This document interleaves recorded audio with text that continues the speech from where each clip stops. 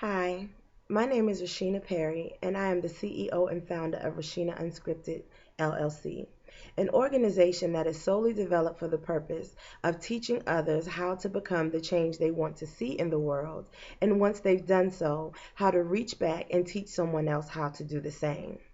My genius is founded upon the fact that I am the product of two drug addicted parents, both teenagers, both on heroin, both on cocaine, and God only knows what else. Left with my grandmother, or who I at least thought was my grandmother, and later on in life found out that she had no maternal or paternal relationship to me. She was 73 years old at the time that I was born, without any education, any ability to read or write. So that left me as a child having to learn to take what was given to me at school and to practice it and apply it until I got it. I pretty much learned how to be on my own at a very, very early age. She was very, very, very actively involved in the church, which is where I was born and I was raised. I did have a grandfather in the home, but he did not attend church and he was very detached from our family lifestyle. Therefore, the only male role model that I had in my life was my pastor.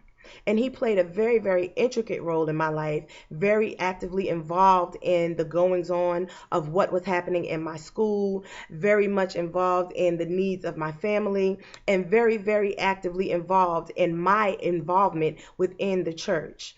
And seemingly one of the greatest things that could have ever happened to me given my current circumstances. Every little girl wants to have a dad in her life.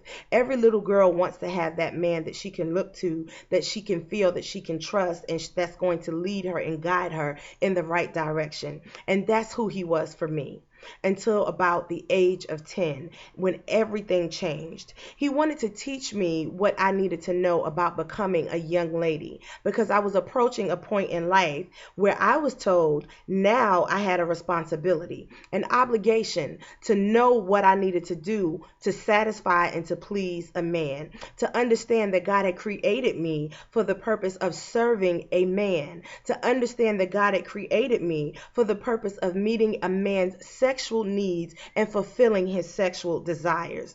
At the age of 10, I was being molested. At the age of 10, I was being manipulated. At the age of 10, I was being taken advantage of. At the age of 10, I was being terrified. I was being traumatized and I was being horrified by stories of how no one would ever believe anything that I was saying, how no one ever cared, how nobody loved me, how my life had no meaning, I had no value, there was no purpose for me. My mother was a junkie drug addict. She would never ever come to rescue me. My father left at my fifth birthday to go downstairs to get my birthday present. I'm still waiting on him today. So the fact that he told me who's going to be there for you besides me, it stood out. The fact that he said to me, haven't I always been there for you? It stood out. The fact that he said to me, have I not showed up for you? It stood out. He was right. He had always been there. He had always led me in the right direction. He had always showed up for me, and he had always given me what I knew to be loved. Because when you grow up in a house without love, you take what you can get and you gravitate to that. And that's what I did. My genius lies in the fact that despite the horrific situations that I endured as a child, despite the fact that from the age of 10 to 12 years old, I was molested and brainwashed into believing that I would never ever be anybody, that I would never ever have any value, that I would never ever have any self-worth, that I would never ever amount to anything, that I would be uneducated, that I would not be intelligent, that I would not be able to articulate the things that I felt, the things that I wanted to convey. From the age of 10 to 12, that's what was planted in my mind. The seed that was planted in my mind to seemingly destroy me and set me up for failure. And that wasn't enough. So herein again lies my genius. At 12 years old, now we're transitioning from just talking about what I needed to learn to now demonstrating and making making me perform the acts that a grown woman would only perform for her husband.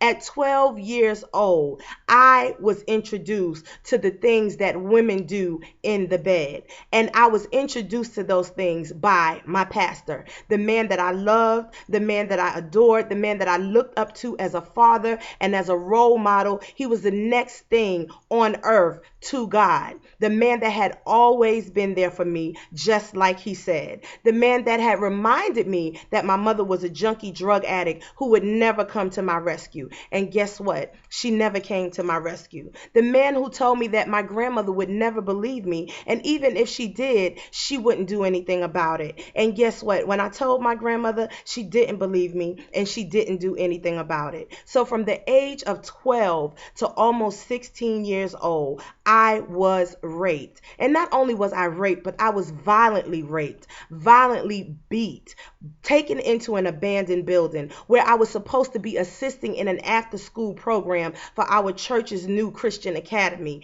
that was rodent infested on the second and third floor, which was where he would preferably take me each time we would have these encounters. To this day, I am terrified of mice. I'm terrified of rats because I can remember the times when they ran across my body when he was having his way with me. In addition to that, my genius is I endured and I still survived walking the streets after he was done with me 10, 11, 12, sometimes 1, 2 o'clock in the morning in the heart of Brooklyn, in the ghetto, not just to my projects, but through other projects and through other alleyways to get to my home. And because this was a ritual, something that I had to do on a regular and consistent basis, I had to also endure the people who sat there and prayed on me because they saw me come and they saw me go. And so they knew what time to look for me. And they were strategic in their planning because they grabbed me in alleyways, which resulted in other rapes, sometimes gang rapes,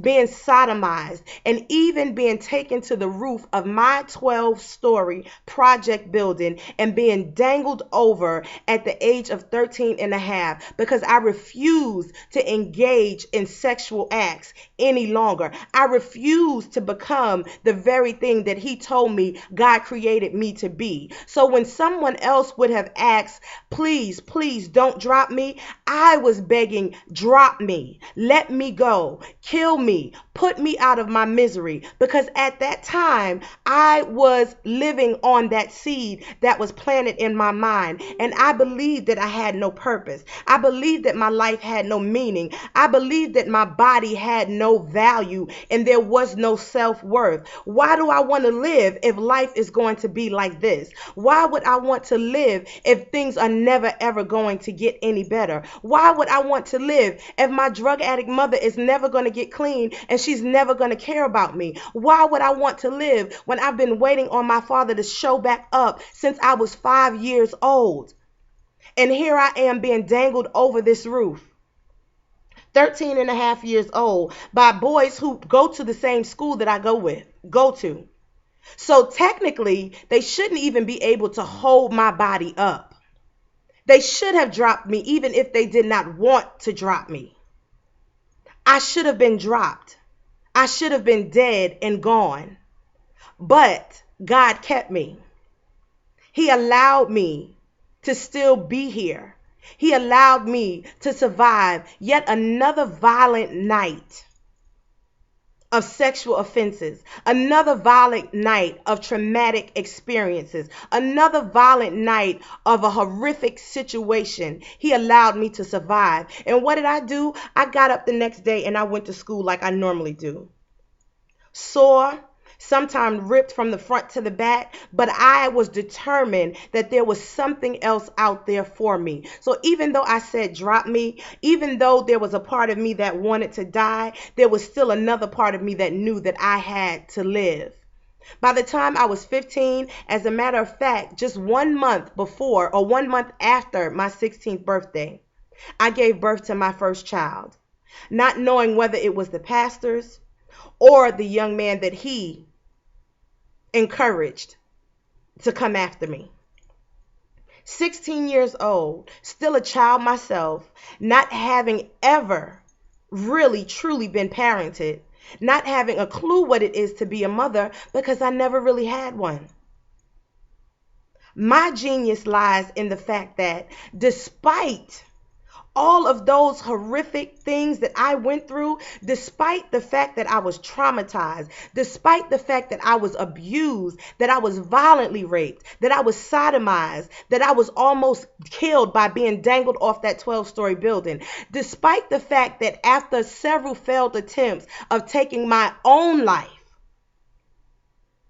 I today am not only the creator of Rasheena Unscripted, but I am the creator of the Project. Repurpose your pain, redefine your identity, and realign your life. Because I've learned how to take my pain and turn it into my purpose.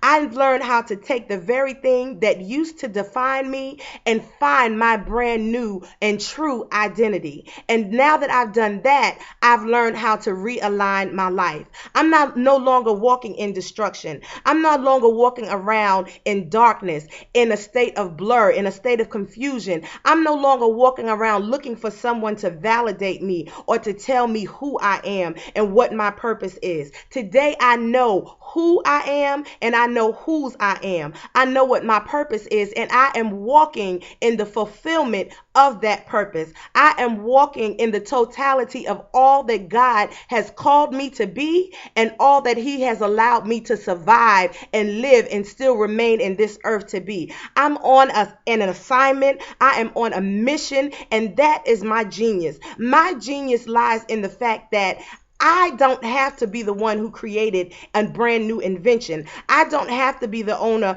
of $1 million bank account. My name does not have to be attached to some, phenomenal brand in somebody else's eyes. However, I took the cards that life dealt me, the bad hand that life dealt me as a child, not even as an adult, as a child. I took those cards and I played the best hand that I could possibly play. That's my genius. My genius is in the fact that what happened to me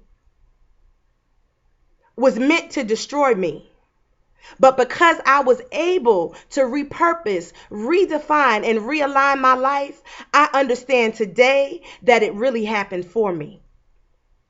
That it really happened so that it could make me the woman that I am, so that it could build the character in me that I possess, so that it could teach me integrity, so that it could define my purpose, so that I could live out what God had called me to do, which is to become the change that I want to see in the world. And once I've done so, to go out and teach others how to do the same. My genius is the fact that I am the creator and president of the Project, and I'm teaching victims of sexual abuse, sexual violence, domestic abuse, domestic violence, abandonment, mental issues, people who have suffered, people who have that genius that I have inside me, but right now they're stuck. Right now they're still broken and they don't know how to tap into that genius. Because let me help you. Everybody has genius. It's not just for the elite. It's not just for a particular race or creed. It doesn't just belong to someone who is of a particular religion or a particular sect of people. Everyone has their own unique genius. And my genius is that I can take my pain and turn it into purpose. I can then have a vision, take that vision and turn it into action. I can then go back and take my disappointments, my failures, and turn them into successes. And doing so has allowed me now to teach others how to do the same. Why? Because genius is common. Thank you.